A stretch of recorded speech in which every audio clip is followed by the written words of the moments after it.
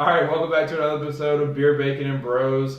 We thought we were going to do our last picks video last week, but we're going to do the championship games this week because there's some really good lines and some good matchups. So we're just covering conference championships. I think there's 9 to be exact, starting on Friday.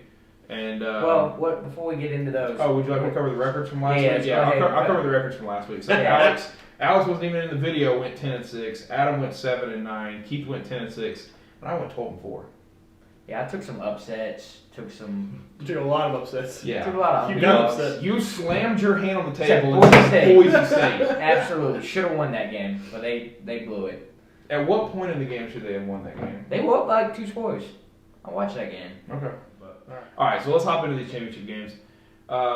Western Kentucky is at UTSA. This is for the Conference USA Championship game, and this is in San Antonio. So I'm going to tell you what stadium it's in as well, because some of these are neutral sites, some of these have home field advantage. UTSA has home field advantage. UTSA is actually a 2-point dog to Western Kentucky. They're going to come out freaking hot after losing to North Texas last week.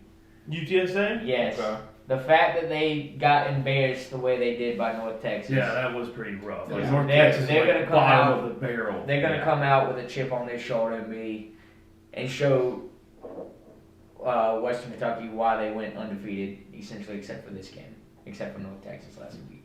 So I'm taking UTSA at home. Okay. I'm gonna go with Western Kentucky. They've been pretty solid throughout the year. Not a very impressive win-loss record, but they've been in a lot of the games. I think they're gonna beat UTSA this one. Okay. I'm with Alex, actually. So Western Kentucky started the season 1-3. They played some really good teams, basically Big Ten teams. Then when they got into conference play, they went 7-1. That's why they're in the conference championship game. So they're actually 7-0, or they've won their last 7 games. They lost their first conference game, then have won the last 7. They got the nation's leading passer in Zappe or however you say his last name. I want Western Kentucky by 10 over UTSA. I think they're going to dominate this game. Okay. I'm going with Roadrunners. It's gonna be UTSA. Okay. I think they're gonna bounce back, like Adam said. Yeah. And I mean, having an 11-1 season would be pretty crazy at UTSA, right? Yeah.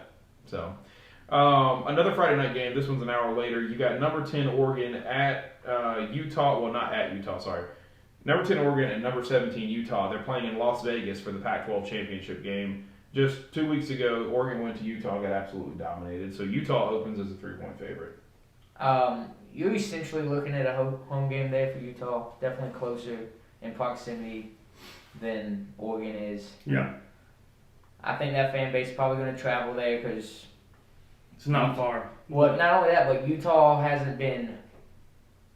It's been a while since they've been to this level. Yes. Yeah. Yeah. So I feel like they have everything going for them this year. I think they have a lot of good things rolling with them. I'm taking Utah.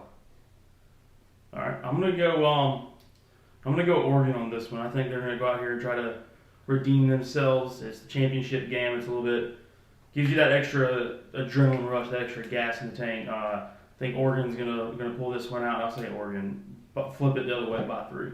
Okay. Man. What's it been, Urban Meyer since Utah was good? That's what I was gonna say. Like 5. Yeah. I don't know. I think I watched the last game. You were like Urban 10, Meyer but they were still good? Utah. Yeah, I don't know.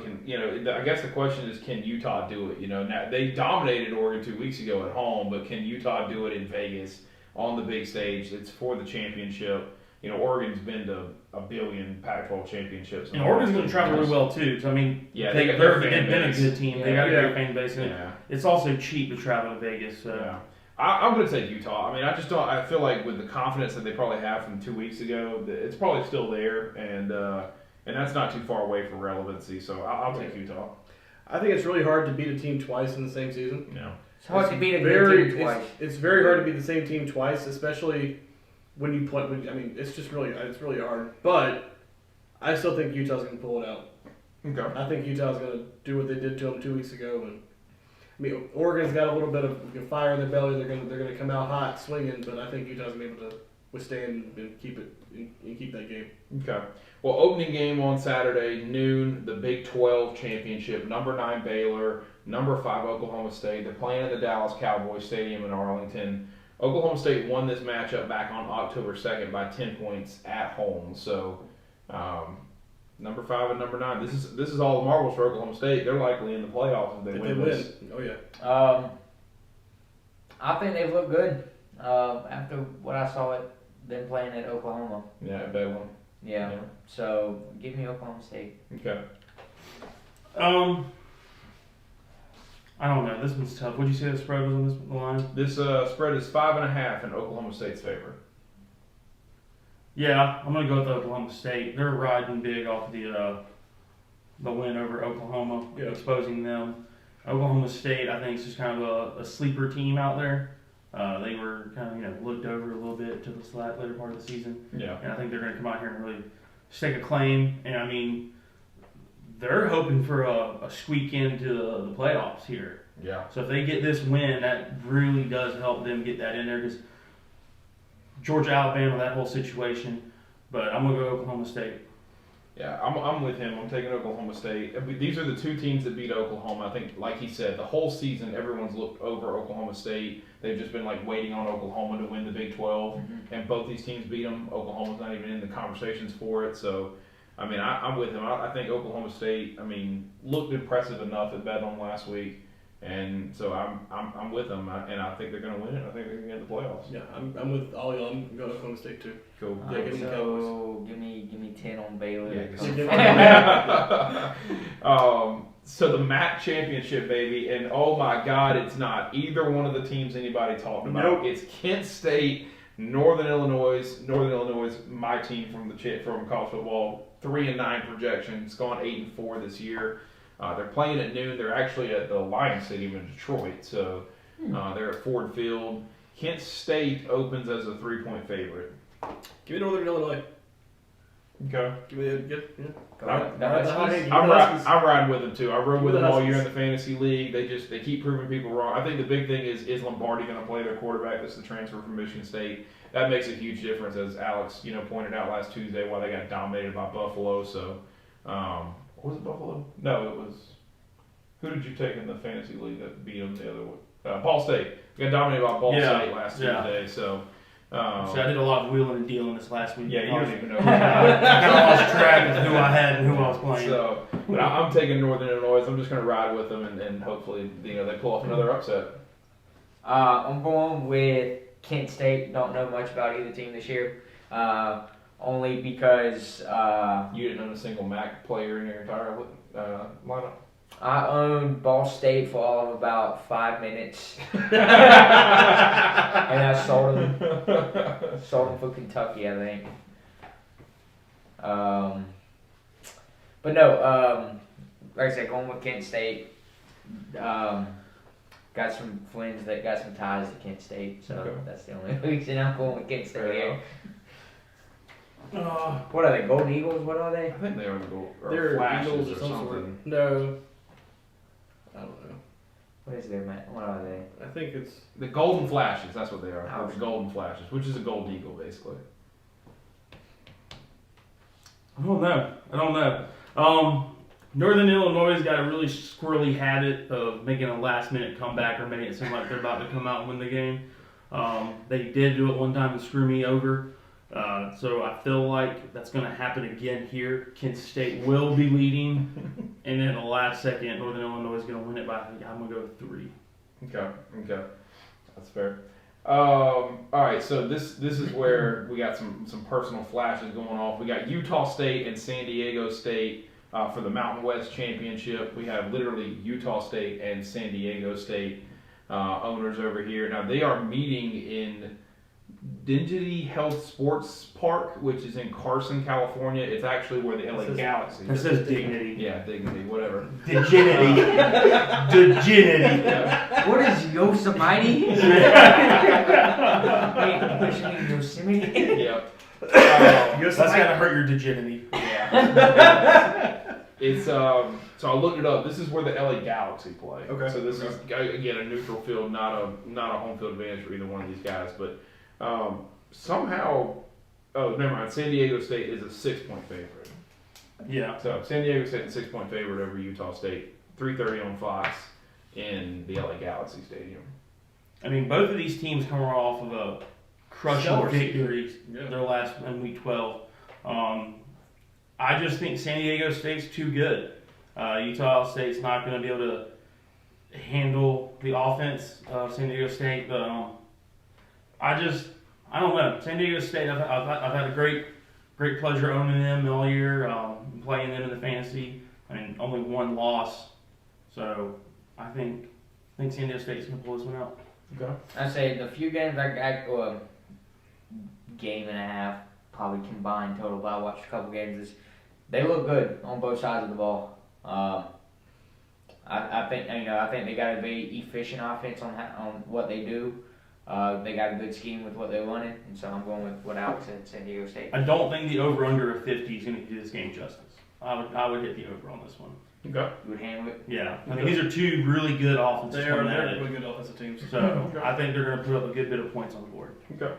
I'm going to take San Diego State. I think a lot of people came into the Mountain West saying that Boise State was going to be the team to beat, and then Fresno State came out really hot. They had that really good game against Oregon, and then UCLA. And they beat UCLA.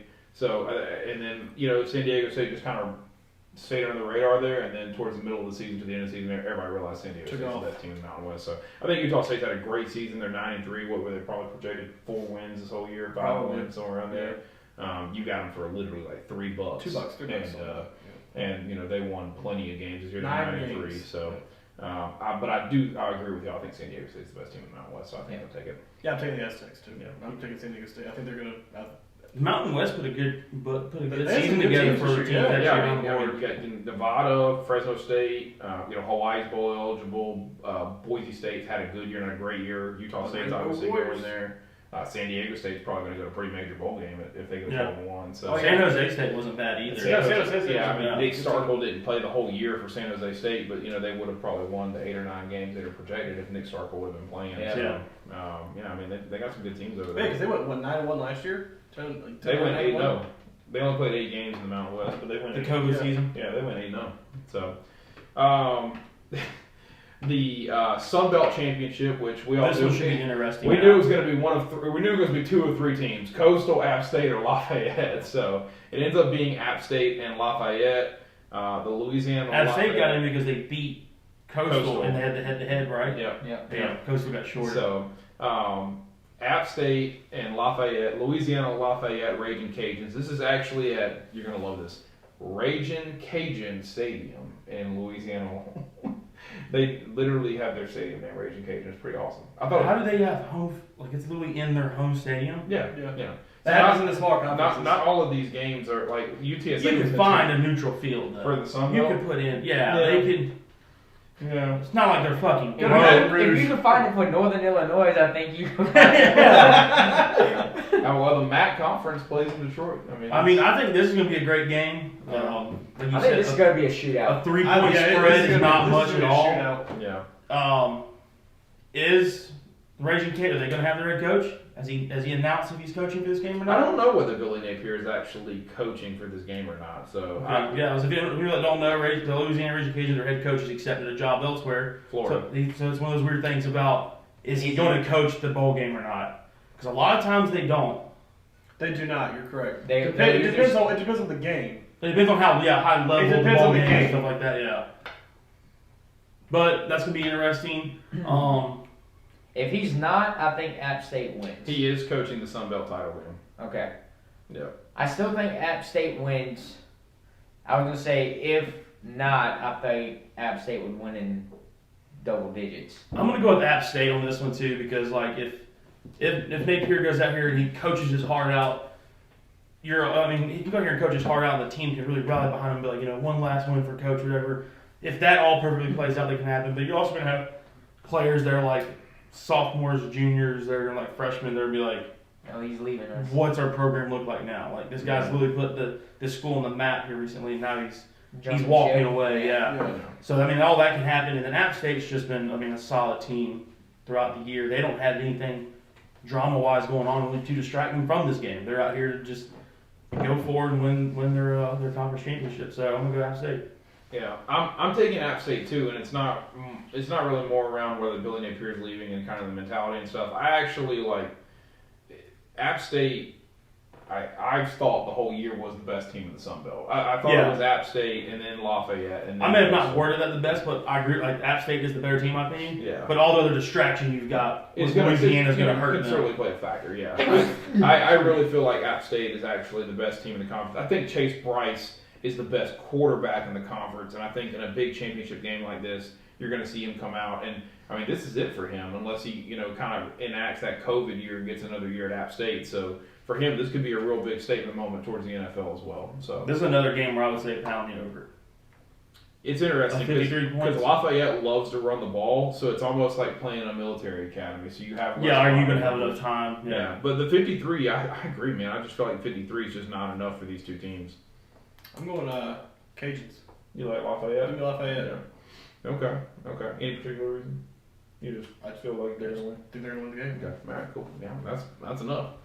All right, so back to we'll save this one. We'll skip this one real quick. We'll go to because we'll save this because this is definitely where game day's at. So we're gonna jump to the I think so. Gotta be. We're gonna jump to the. Although that Northern Illinois game might be riveting. Yeah, it might. Yeah.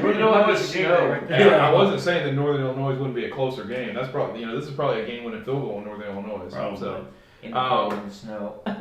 We're going to jump to the American Athletic Conference, and we have a big one for the playoffs at least. Number 21 Houston is at number 4 Cincinnati. This game is also in Cincinnati, by the way. So the American Athletic Conference doesn't play it. Step your game up. So Cincinnati wins at home. Cincinnati's a 10.5 point favorite.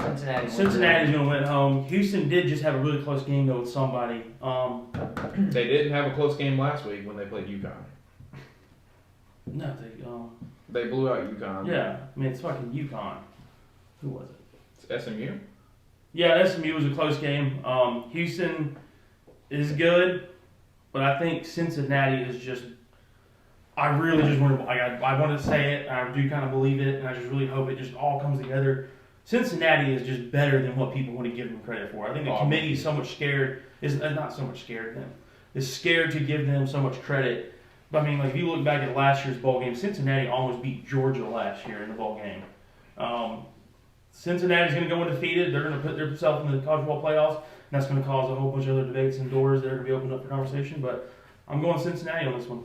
I think it's going to be big too. I think it's going to be the 10.5 should spread. I think that 10.5 can cover because I mean the Bearcats are just going to have so much adrenaline on like we have to prove ourselves worthy. Yeah. That I think they're going to be like. I think pedal to the metal the whole way. Like, they're not going to let off. They're just going to keep running. Like Clemson had to do 2 years ago or so. When they played nobody and they had they had to be. They had to keep beating everybody by 30-something points. Yeah. You had to prove that I can hang 30. I can beat my opponents by 30 every single. Well, I can hang 50 points every week. It doesn't matter who. Cincinnati, this is a statement game for Cincinnati. Cincinnati has to come out and make a statement win. If it's close to Houston, even if they win. The way the committee works, I could see them snubbing them and putting them at 5. But if they come out and beat them by... Especially if Oklahoma State goes out and wins their conference, and then Cincinnati wins by, like you said, a last-second field goal or something, the college football committee will very easily go Oklahoma State and just bump them right above Cincinnati. Yeah. I can see it happening. But if Cincinnati goes out here and wins by 20 points, there's no hesitation in not putting Cincinnati in the college football playoffs. Yeah. I'm going to take Cincinnati, but I think it's going to be closer than the 10.5. I think Houston's had a really, really good season, just flying under the radar. They're 11-1. They're number 21 in the country. Cincinnati needs to win, I think, comfortably, but also if it's a blowout, they're going to kind of ask some questions here because you have the number 21 team in the country in Houston, so you want this to kind of be a little bit of a good game. Not saying that if they don't go out here and beat them by 25 points that it isn't a statement about maybe how good Cincinnati really is. But Cincinnati, we've been saying that Cincinnati needs to win by 30 points for the last 6 weeks of the season, and they've kind of only done it the last 2 weeks over East Carolina and SMU. But I'm actually a little concerned. I do think, I'm not discrediting Houston. I think Houston has a chance to win this ball game, mostly because Cincinnati turns the ball over too much right now on offense. And that's why they have let people stay in these games, and they haven't been beating people by 50. It's because Ritter's either throwing 2 interceptions or they're fumbling 3 times on offense. So Cincinnati's got to take care of it. If they can play a clean game. If they play a clean game, they could win this game by 30. Yeah. I mean, they're that talented. They should be there. I think the only way they get snubbed from the playoffs is Bama beats Georgia and Oklahoma State dominates Baylor. And then you will see like you're talking about, what the committee may consider snubbing Cincinnati, getting Bama in at 1, Georgia in at 3, and then Oklahoma State in at 4. So, Yeah. I mean, I think as long as Bama loses, You have Cincinnati gets in. A two-loss Bama team? No, he's saying if Bama beats Georgia, If Bama beats Georgia, it'll be a 1-loss. it'll be a One one loss Bama at number 1. Yeah. Well, you have a one-loss team across the whole board, and I mean, a one-loss Bama team's better than a one-loss Michigan team. So, Yeah. and they want to make sure they don't line it up where Georgia and Bama play again in the first round. Well, yeah. So. I mean, yeah. So they have to figure that out. So I'm gonna go against the popular vote. I'm picking Houston to upset. Do it, baby. Do it. I think Cincinnati's been playing so many games close to the wire. They've been looking bad over the last couple weeks, except for the ECU game. And I mean, they did play SMU very well, but I think Houston's gonna pull the upset on this. Ooh, I hope not. I hope Cincinnati gets in. I'm with you. I think people are sleeping on Cincinnati a little bit and how good they are. So, well, one of the 2 night games, we've got number 2 Michigan at number 13 Iowa. Well, they're actually in Indy. This is a neutral site game. They're playing at the Colts Stadium. Michigan is currently a 10.5 point favorite over Iowa. Wolverines all day. Yeah, Michigan all day for me. Yeah, I'm going to go Michigan on this one. Big blue, yep. Yeah. Michigan. Yeah. Sorry, Iowa. Easy. They Iowa. Sorry, Iowa. Iowa started off hot, and I thought they looked really good. Yeah, But they quickly embarrassed by Purdue. Well, yeah, once they hit their schedule play Yeah. and started playing some of the tougher teams in their conference, you quickly got leveled out pretty quick. Yeah, I'm with you. So, ACC championship game. Hey, by the way, Clemson's not in this. I told you. Isn't it so great? It's great. God, the ACC championship game without Clemson. So happy. First time in like 6-7 years. Hey, we're taking it. So, Bank of America Stadium in Charlotte. It's number 15 Pitt at number 16 Wake. Well, again, neutral site in Charlotte. And surprisingly enough, Pitt opens as a 3-point favorite. I'm taking Pitt. I think the quarterback's just going to dominate. I'm going to take Pitt as well. I think Pickett is the. I think these Pickett are both good. I think Pickett's just going to continue to roll. I think these are both good quarterbacks, but I think Pickett is the better quarterback. I have a little more faith in Pitt's defense than I have in Wake's defense, even though Wake probably is like a closer team. They probably have a little bit more of a home field advantage as far as the distance. But I think the big thing is Pitt's defense is really, really, really good against the run, and so it's going to put pressure on Wake Forest to be able to throw the football down the field without. Turning it over. Yeah, turning it over and having a little bit of a run game. So I think I like Pitt's chances. Yeah, I'm going to go Pittsburgh on this one.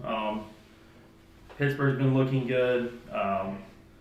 Wake Forest kind of, I don't know, losing to Clemson might have hurt their ego a little bit here. Yeah. The way they lost to Clemson. Yeah, I think Pickett is really good to the point that I hope the Steelers just go ahead and buy him an apartment just right down the street. And let's just go ahead and let's do the whole James Conner thing over again. Let's just move the hometown boy just down the street. He's going to play in the same stadium he plays in college. So and he wears number 7. I mean, he might as well just like let's just do the transferring of the jersey ceremony right now. Change it from the changing of the guard. The changing of the guard. Black, Yeah, I think Pittsburgh's going to get this one. I'm going to agree with the board here. We're taking all Pittsburgh. Take all Pittsburgh. Yeah. Yeah, I'm gonna tell you about Pickett though. That there needs to be some serious Heisman talk about this kid. 4,000 yards, 40 touchdowns, only 7 interceptions. I mean, we need to put a little Heisman love on this guy. I mean, absolutely. I mean, everybody wants to give it to Bryce Young already right now. I think Walker and Pickett need to be some guys. Conversation. So they need to have a real chance here. So. All right, so we're going to do the final one, which is College Game Day, Big Game Day, SEC, number 1 Georgia, number 3 Alabama, Mercedes-Benz Stadium in Atlanta. Georgia walks away with this one by double digits. Jeez, okay, see, I was gonna set us with the same talking point of Georgia has the real opportunity right now to either expose Alabama or give Alabama a ton of street cred. I think they exposed Alabama this week. That's what I'm saying, because Georgia's defense has held every team to 17 points or less. I think that's what it is. Yeah. Like, that's just unreal. Like, I mean, that Georgia defense is. I think they're averaging 17 points allowed. It's ridiculous. Like, that defense is unreal. Alabama's offense, I don't think, has really shown enough for me to be high-powered enough to beat that high-powered defense. I think Georgia's defense is going to outweigh Alabama's offense, and double digits, man. I don't know if I want to go that far. I will. I think Georgia I'm confident about it. I think Georgia wins this ball game, knocks Alabama out of the playoff picture. Man. I personally think the quarterback play from Alabama keeps Alabama in this game. Bryce Young is 10 times the quarterback that Georgia has, and Bennett or JT Daniels. But Bryce Georgia Young defense, though. I'm not saying Alabama's offense is. But I'm not saying Georgia's offense is good. I'm just saying Georgia's defense is too much good. I think the It's too elusiveness. better. I think the elusiveness of Bryce Young can keep him up and alive in that pocket. He can step up in it. He can move to the outside. I think Jordan Davis is going to be an interruption on every play, run or pass. Yeah, but I don't think Georgia's. I mean, yes, Georgia arguably has the best defensive line, but Alabama's got one of the best offensive lines.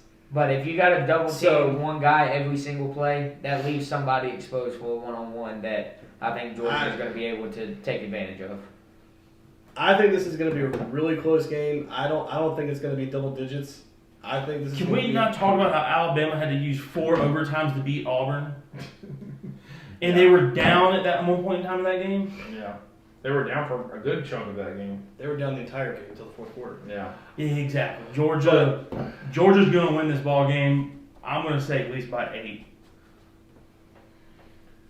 I don't know how I felt about this. I mean, I know that there's a hump to get over. There's a mental hump to get over for Georgia because this is Alabama. This is the team they have not been able to beat.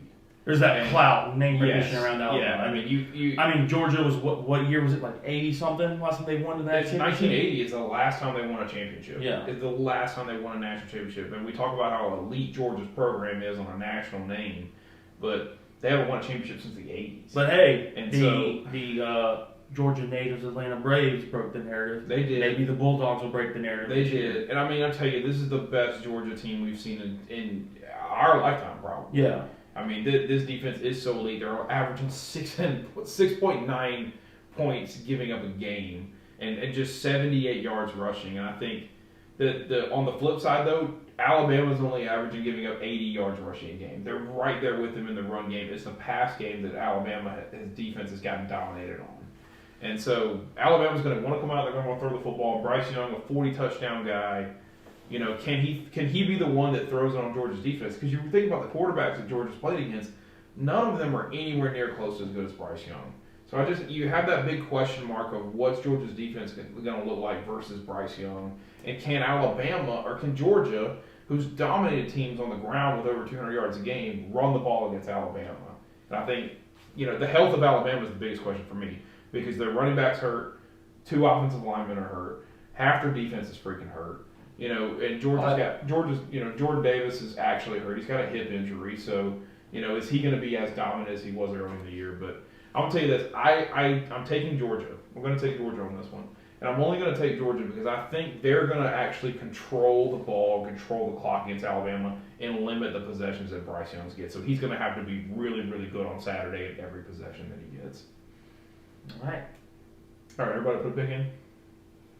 Or did you put a pick in? I haven't put a pick in yet. All right. I think the quarterback play is going to play a big part in this. And I'm going to go against the popular opinion again. Or the popular opinion, I'm going to go with Bama. Okay. I mean, Bryce Young is the better quarterback than either one of the 2 Georgia guys. I get that. But so I agree with you at that point. I mean, so you got Bama and 3 Georgias. Bama and 3 Georgias. So, all right. Well, that's the championship series. We're going to see how we do and what could actually possibly this time be our final pick of the season. Should be our no. You got Army Navy. We got Army Navy on the 11th, we'll and you got the college football playoffs. Yeah, we'll do the college football playoffs too. We'll do that. I'm with you there. So, all right. Well, that is week 14 of the college football picks.